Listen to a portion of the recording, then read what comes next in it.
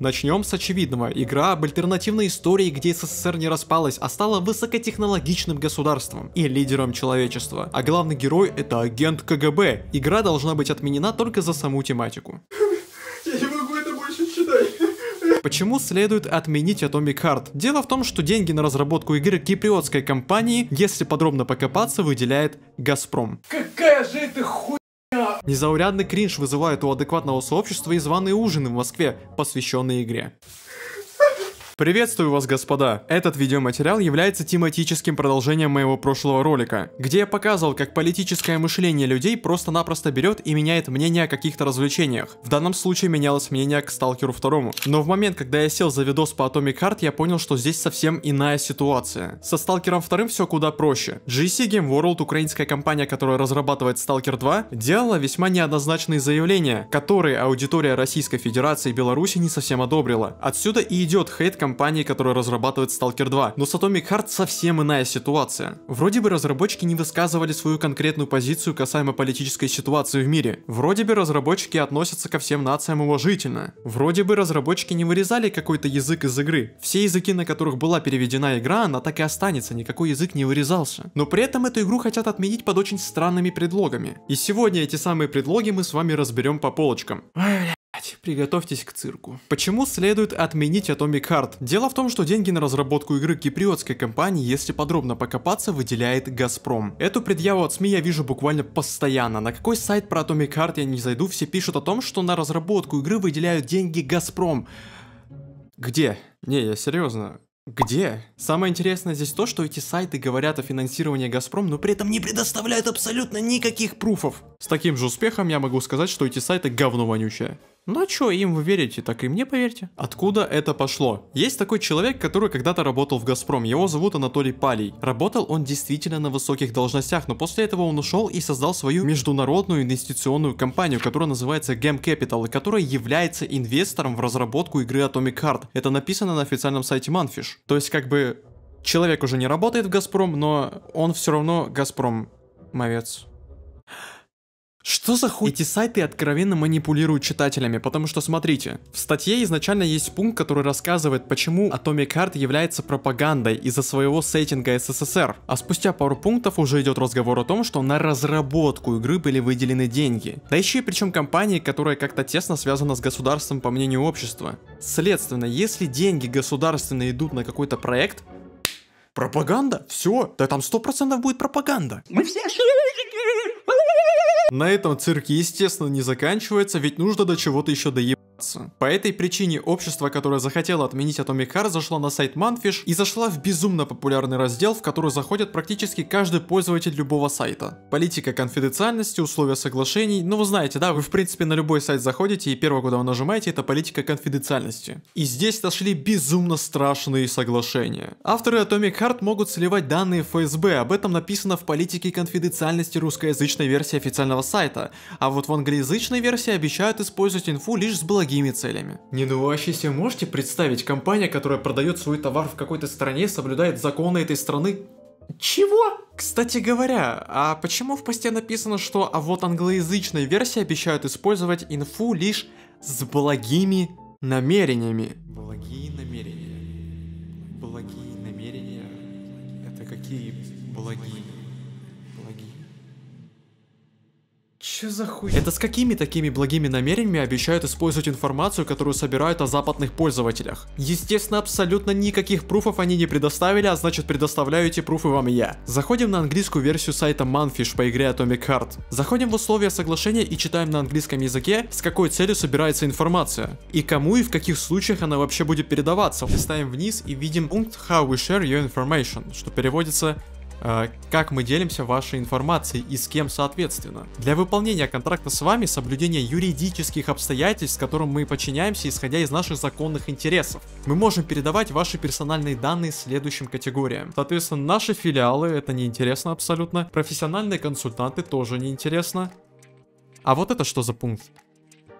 Законные органы. О господи, они что, оказывается, на западном комьюнити тоже сливают информацию законным органам? Да, сливают и сливают законным органам, и такой закон есть не только в Российской Федерации, а в очень многих рядах стран. Сбор ваших персональных данных является в принципе нормой. Таким сейчас занимаются очень многие сайты, очень многие приложения, в том числе TikTok. Друзья, если вы думали, что Atomic Heart нужно запретить по причине того, что там есть какая-то советская пропаганда, какие-то чьи-то деньги вложены в этот проект, то забудьте. Сейчас появились действительно реальные причины блокировки этого проекта. Незаурядный кринж вызывает у адекватного сообщества званые ужины в Москве, посвященные игре. Я напоминаю, этот пункт находится под заголовком «Почему следует отменить Atomic Heart». Но это еще не все. Atomic Heart следует отменить из-за мерча. Вы только посмотрите на этот мерч. Ну понятно же, что игру нужно отменять. Более того, клоунада продолжается не только на сайтах и не только в СМИ, а даже в телеграм-каналах. В одном телеграм-канале зашел человек под именем Олег и написал очень страшные вещи. 18 дней до выхода Atomic Heart. Смайлик. На что администрация самого телеграм-канала написала, что у нас завелся клоун-крыса. Да, админ этого канала действительно просто призвал ставить эмоции под этот комментарий в виде клоуна, блевотины и какашек. Отдельным плевком в лицо становится дата релиза 21 февраля 2023 год. Это как раз таки та самая дата, из-за которой мы с вами сейчас сидим и обсуждаем политику, если вы не знали. Но, кстати, Hogwarts Legacy тоже что-то выходит за 10 дней до выхода Atomic Heart. Это что-то ненормально, что-то нездоровая херня. Вот скотина Гарри Поттерская, а? Разработчикам следует больше не выпускать игры в феврале, потому что, ну... Их будут отменять? А вообще вся эта ситуация мне напоминает игру Call of Duty Modern Warfare 2019 года. Ну помните, да, тот самый сюжет? G12. Россия в игре выступала в роли антагониста. Это все настолько сильно всполохнуло, что игру даже запретили в продаже в российском PlayStation Store. И тот сайт, который призывает к отмене Atomic Heart, который мы сегодня разбирали, я чисто по приколу на него зашел посмотреть, что же они писали про Call of Duty Modern Warfare 2019 года. Многие страны постоянно выступают антагонистами в компьютерных играх, а граждан исламского мира разработчики вообще в каждом втором случае делают террористами. Однако никто не высказывал подобного возмущения по этому поводу, кроме оскорбленных и чувствительных россиян. Как жизнь повернулась жопой. Буквально ситуация поменялась вот так вот, буквально. Раньше СМИ называли российских геймеров какими-то обиженными и чувствительными. А что сейчас?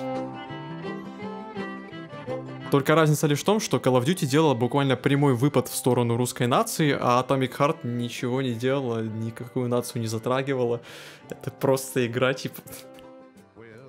Чем дальше я читаю эти новости, тем больше я понимаю, что мой ролик абсолютно становится бессмысленным. И что всю эту клоунаду можно было в принципе заценить и без меня. Ну ладно. Ну вот, пожалуйста, геймдизайнер Серега Мохов, работающий в Remedy, он, например, сравнил студию Mantfish с немецкой компанией, которая делает игру про нацистов. И предложил, собственно, отменить этот проект. Каждый разработчик знает, что игровые проекты постоянно отменяются. Я не знаю никого в индустрии, кто не работал бы над отмененной игрой. Отмена игр — это нормальный и часто необходимый процесс. Так, мысли вслух. Алло, пацаны, ну все, отменяем. Да как это почему? Ну, Серега так сказал. Чего вы там игру 5 лет делали? Команду свою взрастили? С 4 человек до сотни? Тогда тем более отменяем. Да как, почему? Ну Серега так сказал. Вишенкой на торте является то, что в ряде стран Азии, а также в Беларуси, Молдове и России эксклюзивным издателем игры будет ВК Play, конечными владельцами которой опять же является и Газпромбанк. Эту информацию я не проверял и не знаю, насколько она достоверная, вполне возможно, что это вранье. Но если это действительно так,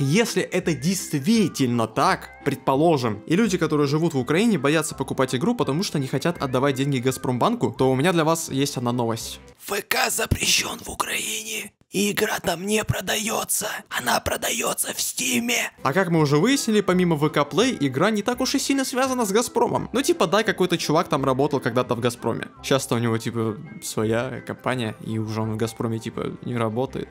Короче, над заявлениями подобных СМИ можно смеяться бесконечно, но это на самом деле абсолютно не смешно. Мир изменился настолько сильно, что сейчас качество проекта оценивается не по самому проекту, а лишь по тому, кто эту игру делает. Кого он поддерживает, кого он не поддерживает, а может быть он вообще придерживается нейтралитета.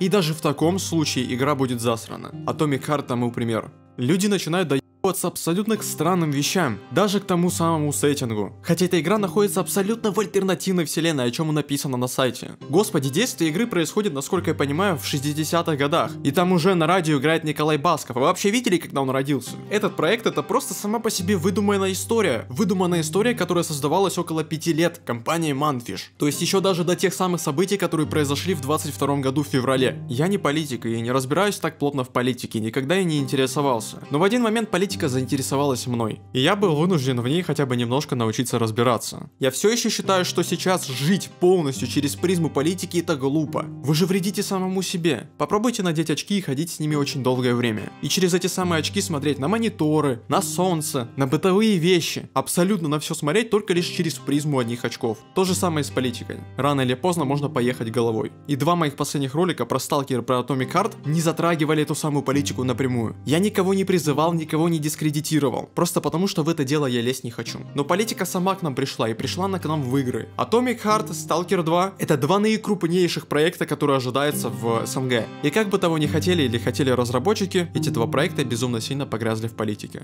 И я думаю, что после выхода игры они будут оцениваться именно через призму этой самой политики. Спасибо за просмотр, пишите ваши комментарии, ставьте лайки или дизлайки, если вам ролик не понравился. Ну а я пошел готовиться к Hogwarts Legacy.